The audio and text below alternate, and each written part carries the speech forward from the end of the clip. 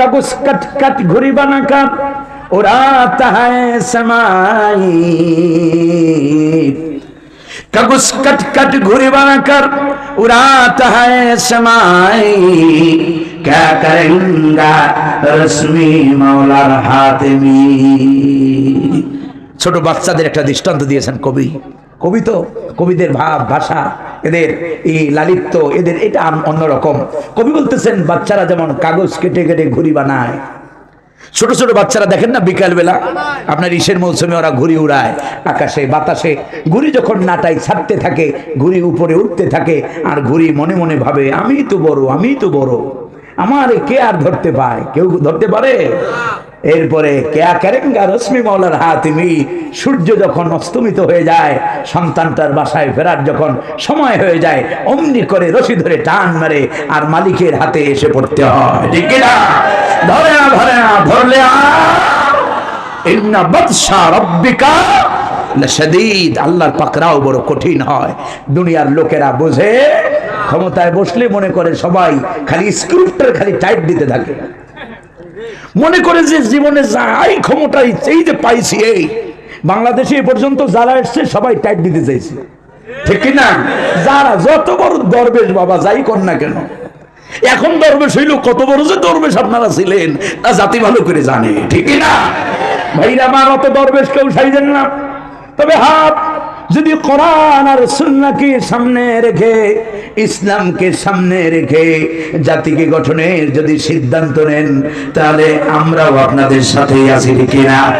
আর যদি কোরআনের পাশ কাটাইয়া, ইসলামের পাশ কাটাইয়া নেতা সাহেব বক্তব্য দিতেছেন, শরীয়তের আইনে আপনারা বিশ্বাস করেন না, আমরা বলি আল্লাহর কসম ওয়াল্লাহি তাল্লাহি বিল্লাহি, যারা এই বক্তব্য দেয় শরীয়তের আইনকে যারা বিশ্বাস করে না, আর কেউ হলেও মুসলমান হতে পারে না, ঠিক না? কারণ চোর চুরি করলে হাত কেটে দাও, আইনটা কার? মানুষ হত্যা করলে হত্যার বিনিময়ে হত্যা করো, আইন কার? জিনা করলে পরে রজম নিক্ষেপ করো, আইন কার? এই যে আইনগুলো, এই সবগুলো আইন, এগুলোকেই তো শরীয়তের আইন বলেন। ভারতের খুশি করার জন্য আপনারা এই কথা বলতে পারেন, ঠিক, বেশি খুশি করতে যাইয়েন না, তাহলে বুবুর দশা চাইতেও খারাপ হবে, ঠিক না? বেশি খুশি করেন না, বরং মুসলমান তার স্বকীয়তা যদি বজায় রাখে, তামাম পৃথিবী মুসলমানদের সামনে তাদের মাথাকে নত করতে বাধ্য, ঠিক না?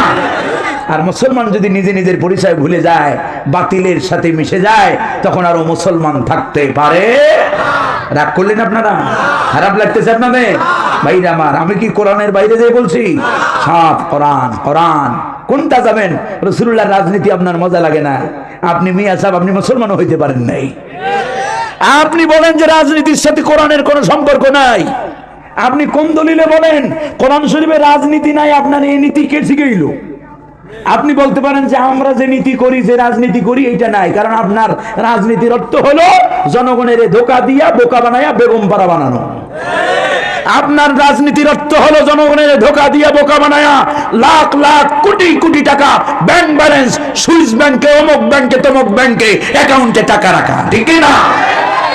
সম্মানিত হাজিরিন, আগামীতে নেতা হিসেবে তাদেরকেই মানবেন যে আপনি মরলে পরে যে আপনার জানাজা পড়ানোর যোগ্যতা রাখবে, ঠিক না? আল্লাহর কসম, আপনার নেতা যদি জানাজা পড়ার যোগ্যতা রাখে, ওই নেতা চুরি করতে পারে না, ডাকাতি করতে পারে না, ওই নেতা হাইজাকার হতে পারে, ঠিক না? এমন নেতার পিছনে দৌড়াবেন যে নেতা আপনি মরলে চোখের পানি ভালাইয়া আপনার কবরের সামনে যাইয়া দোয়া করতে পারবে, কাঁদতে পারবে, আপনার জানাজা ইমামতি করতে পারবে, ঠিক না? এমন নেতা যদি জাতি বানাইতো, তাহলে আজকে জাতির এই করুণ দশা হতো। আর এই জাতির সব সময় ভুল মেসেজ দিয়ে রেখেছেন ওনারা কারা? সুশীলেরা। কারা? সুশীলেরা, যাদের চুল নাই। সুশীল বলতে তো বুঝি চুল নাই, অথবা চুল থাকলেও তা মনে হয় যে উড়িয়া বাতাসে এখনই চলে যাবে, বুঝেন নাই? আমাদের দেশে সুশীল বলতে এগুলো বুঝায়, ওরা সুশীল নয়, ওরা হলো কুশীল। আসল সুশীল হলো কোরআন পন্থীরা, যার ভিতরে কোরআন আছে, ঠিক কি না? তোমাদের এক নেতার কথা দিয়ে বলি, জেনারেল তিনি ছিলেন, কিন্তু তোমাদের মতো পাগল ছিলেন না। ডক্টর মোহাম্মদ শহীদুল্লাহ নাম শুনেছেন? ডক্টর মোহাম্মদ শহীদুল্লাহ বলেছিলেন, তুমি কোরআন জানো না, যত বড় ডিগ্রি নাও না কেন, তোমার মতো মূর্খ আমার কাছে আর একটাও হয় না, ঠিক না?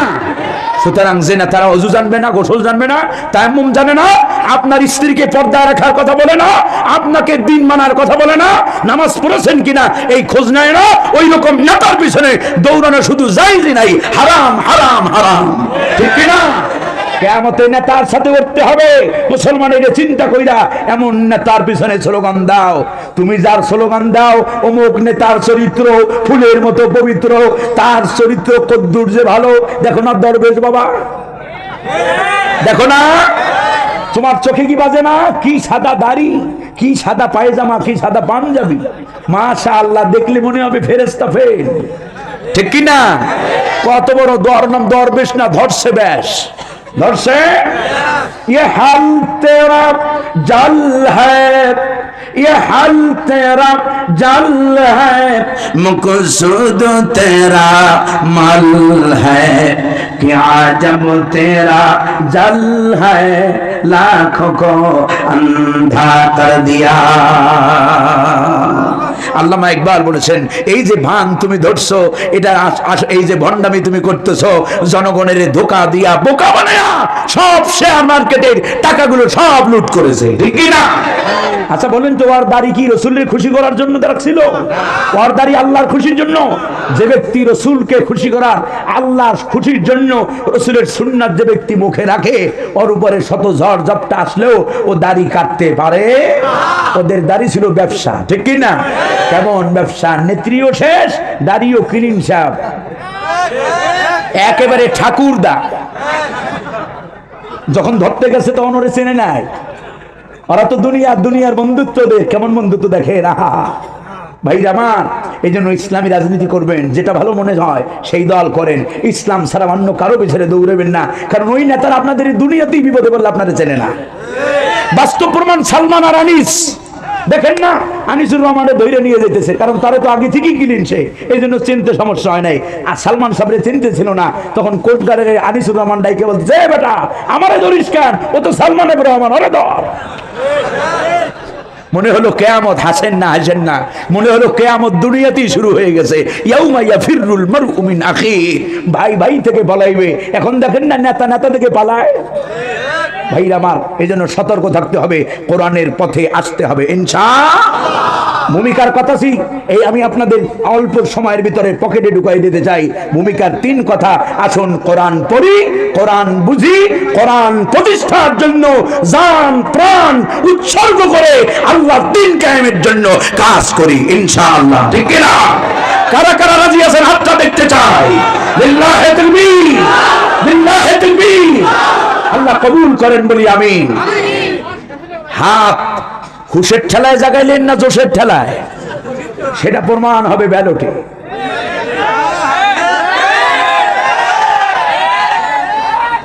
হুশে কদ্দুর জোশে কদ্দুর, সেটা প্রমাণ সামনে হবে, ঠিক কি না?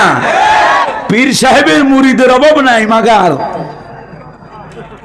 হ্যাঁ মুরিদের অভাব নাই, কিন্তু ভোট পীর সাহেবে পায়, কারণ মুরিদ চিন্তা করে আমার ভোটটারে পচাবো না। কিয়ামতে তোমারে পছাইছো কিনা এটা জিজ্ঞেস করা হবে না, তুমি ইমানদার বাছাই করছিলা কিনা এটা জিজ্ঞেস করা হবে, ঠিক কিনা? সতর্ক থাকবেন, আল্লাহ বোঝার তৌফিক দেন বলি আমিন।